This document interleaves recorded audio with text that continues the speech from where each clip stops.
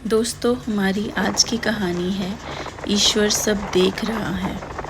एक बार एक राजा था। वह राजा समय समय पर वेश बदलकर अपने नगर का सर्वेक्षण करता रहता था ताकि देख सके सभी कर्मचारी अपना कार्य नियमा अनुसार कर रहे हैं या नहीं, क्या प्रजा उसके कार्य से संतुष्ट है या नहीं।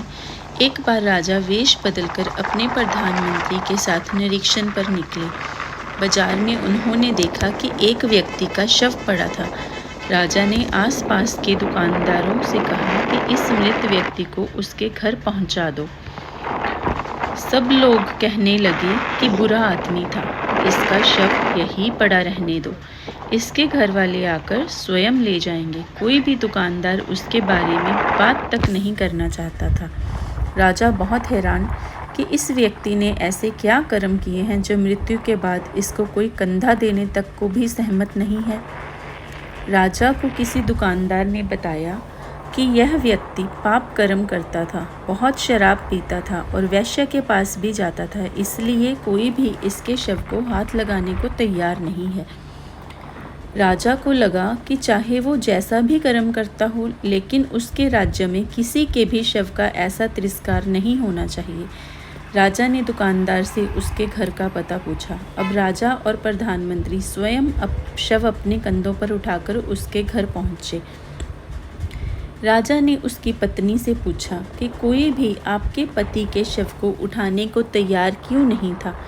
उस व्यक्ति की पत्नी ने कहा कि मेरे पति बहुत ही नेक कर्म करते थे। अब राजा हैरान कि वहाँ बाजार में तो हर कोई कह रहा था कि यह पाप कर्म करता था, शराब पीता, वेश्या के पास जाता था, फिर इसकी पत्नी इसके कर्मों को नेक कर्म क्यों कह रही है। उसकी पत्नी ने बताया कि जब भी उसके पति के पास पैसे इकट्ठे होते, वह शराब की दुकान पर जाता और शराब खरीदकर घर आकर नाली में बहा देता ताकि किसी और का घर बर्बाद होने से बच जाए। इसी तरह वेश्या के पास जाते और उसे पैसे देकर कहते कि तुम्हें आज के पैसे मिल गए, अब तुम अपने घर का दरवाज़ा बंद कर लो ताकि किसी और के पैसे बच जाएं और वह पैसे अपनी बीवी बच्चों पर लगाए, या फिर क्या पता वह पैसे किसी शुभ काम में लगा दें। उस व्यक्ति की पत्नी ने कहा कि मेरे पति के शराब के ठेके और वेश्या के पास जाने के कारण लोगों ने उनसे दूरी बना ली थी, क्योंकि कोई भी उनके नेक इरादे के बारे में नहीं जानता था।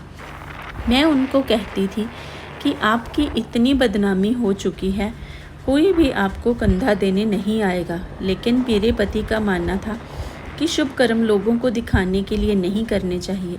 ईश्वर हमारे अच्छे बुरे कर्म फल का हिसाब रखता है, इसलिए अच्छे कर्म करने चाहिए और उसका फल ईश्वर पर छोड़ देना चाहिए, क्योंकि ईश्वर सब देख रहा है। मुझे ईश्वर पर विश्वास है। मेरे पति मजाक में कहते कि तुम देखना, मेरा शव स्वयं राजा और उनके मंत्री लाएंगे। राजा यह सुनकर अवाक रह गया।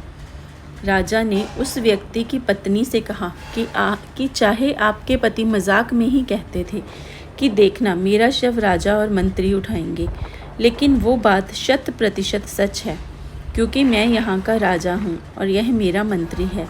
राजा ने बड़े सम्मान के साथ उस व्यक्ति का दाह संस्कार करवाया और उसके अच्छे कर्मों की सच्चाई से सबको रूबरू करवाया।